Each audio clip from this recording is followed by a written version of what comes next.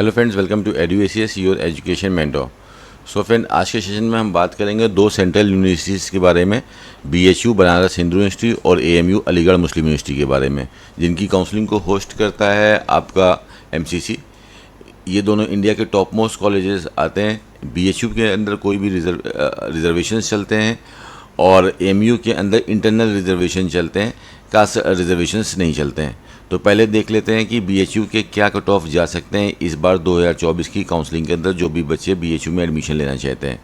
तो बीएचयू की काउंसलिंग होगी एमसीसी के ऊपर, जिसकी ऑफिशियल वेबसाइट है mcc.nic.in। यहीं पे बच्चे इनरोल करेंगे और सेंट्रल यूनिवर्सिटी में जब सेलेक्ट करेंगे तो ये दोनों ऑप्शन आएंगे। यहीं पे हमको अपनी चॉइस सिलेक्शन करना है। एएमयू भी कर सकते हैं एज अ ओपन कैंडिडेट और बीएचयू भी कर सकते हैं एज अ ओपन कैंडिडेट। इसमें 100% सीट्स आपकी ओपन है। रिजर्वेशन सिस्टम इसमें चलता है। एससी की 15% सीट है, एसटी की 7.5% सीट है, 27% सीटें ओबीसी को जाती हैं जो बच्चे नॉन क्रीमी लेयर के अंदर आते हैं, 5% सीटें पीडब्ल्यूडी कोटा में जाती है और 10% सीटें बीएचयू के ईडब्ल्यूएस कोटा में जाती हैं। सेम सिस्टम चलता है जो ऑल इंडिया कोटा का है, वही चलता है। बॉन्ड का अगर देख लेते हैं तो इन केस इसमें अगर आप कोर्स को बीच में छोड़ते हो, उस कंडीशन में ही यहाँ पे बॉन्ड है, बीच में कोई और एक्स्ट्रा बॉन्ड यहाँ पे नहीं है। अगर आप कोर्स को बीच में छोड़ते हैं तब वहाँ पे 3 लाख रुपए का बॉन्ड आपको देना पड़ता है, 3,75,000 रुपीज़ का।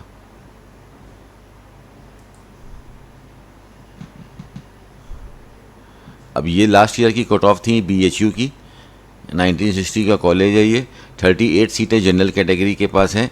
इसमें लास्ट ईयर फर्स्ट राउंड में 690 के आसपास इसका कट ऑफ गया था, 690 एग्जैक्ट कट ऑफ गया था। ऑल इंडिया रैंक थी 858। इस बार के एग्जामिनेशन को देखते हुए इसमें एक्सपेक्टेशन है कि 2-3 मार्क्स यहाँ पे और बढ़ सकता है। 690 की जगह पे 694 या 693 तक इसका कट ऑफ जा सकता है फर्स्ट राउंड में। और हमने सेकेंड राउंड में देखा कि ज़्यादा चेंज नहीं है, 2 मार्क्स ही यहाँ पे कट ऑफ गिरा है। 919 ऑल इंडिया रैंक पे ये सीट अलॉट हुई थी। स्कोर था आपका 688 आउट ऑफ 720।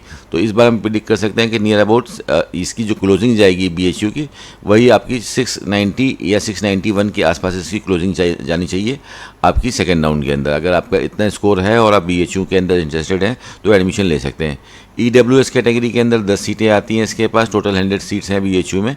इसमें 646 में सेकेंड राउंड में सीट अलॉट हुई है, फर्स्ट राउंड में 680 पे अलॉट हुई है। तो एक्सपेक्ट कर सकते हैं कि नियर अबाउट 655 नंबर तक ईडब्ल्यूएस कैटेगरी से बीएचयू के अंदर सीट मिल जाएगी फ्रेंड्स।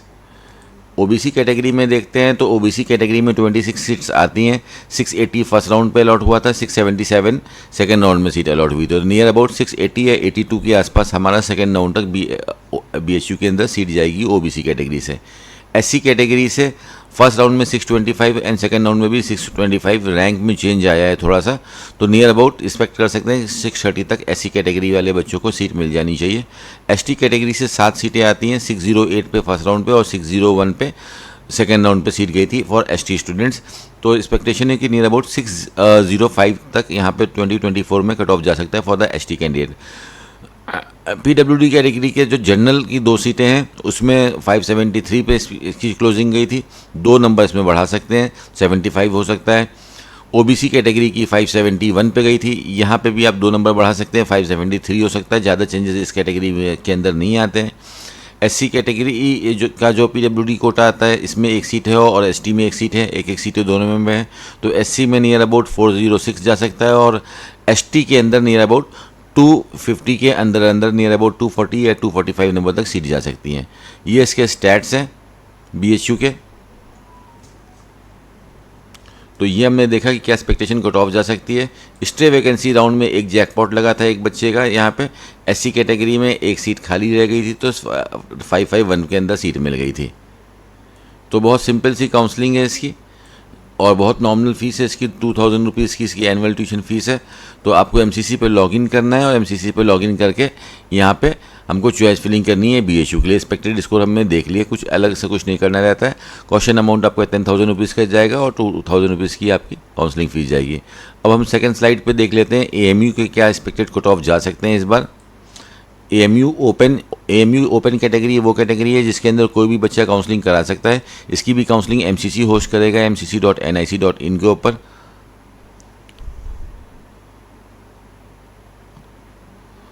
रजिस्ट्रेशन फ़ीस आपकी वही 1000 रुपीज़ की लगती है इसमें फॉर्म को फिल करने के लिए, और 10,000 रुपीज़ का क्वेश्चन अमाउंट लगता है। 11,000 रुपीज़ का पेमेंट करना रहता है। इसमें कोई भी रिजर्वेशंस नहीं चलते हैं, बस आपका 5% का PWD का रिजर्वेशन चलता है AMU के अंदर।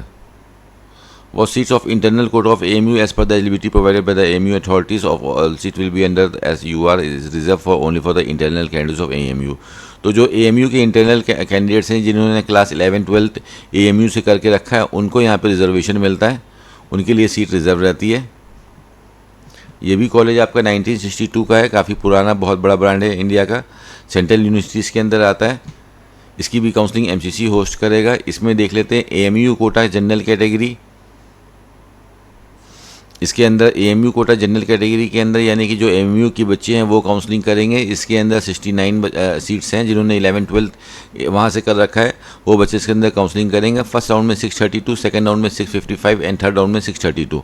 तो इसकी क्लोजिंग गई थी लास्ट ईयर 632 के आसपास। इस बार 2024 में उम्मीद है कि ये 640 के आसपास क्लोज हो सकता है। लास्ट के 2 राउंड में कोई भी सीट नहीं बची थी। AMU ओपन PWD की जो 4 सीटें हैं AMU की, ये ओपन कोटा है, यानी कि इसके अंदर कोई भी बच्चा है पूरे इंडिया का इसमें अप्लाई कर सकता है, कोई रिजर्वेशन की जरूरत नहीं है। इसमें जस्ट 123 नंबर पे सीट मिल गई थी, तो काफ़ी लो नंबर पे जस्ट क्वालिफाइड पे सीट मिल रही है। नियर अबाउट 200, 170, 180 वाले बच्चों को काफ़ी अच्छी चांसेस है कि AMU के अंदर आप सीट उठा सकते हो। AMU seat open seat quota, यानी कि जो ओपन सीट है पैन इंडिया के लिए, इसके अंदर 68 सीटें हैं। फर्स्ट राउंड में 666, सेकंड राउंड में 662, थर्ड राउंड में 660, फोर्थ राउंड में 645 एंड लास्ट स्पेशल राउंड में जो सीट बची थी 631 के पास उम्मीद है। तो इस बार भी ये इसमें चांसेस यही है कि नियर अबाउट 660 के आसपास इसका कट ऑफ अगर आपके मार्क्स आ रहे हैं तो आपको AMU में सीट मिल जाएगी। और AMU के अंदर NRI कैटेगरी की भी सीट्स हैं। NRI कैटेगरी के अंदर भी कोई भी बच्चा अप्लाई कर सकता है। AMU के अंदर 5 सीटें रिजर्व हैं। 574 पे ये सीट लास्ट ईयर क्लोज हो गई थी। NRI की जो टोटल फीस है वो आपकी 1 लाख USD है, यानी कि अभी के रेट के हिसाब से देखते हैं तो 83 लाख रुपीज़ की फ़ीस पड़ती है आपकी NRI कोटा की। 1 टाइम पेमेंट करना रहता है ये आपका।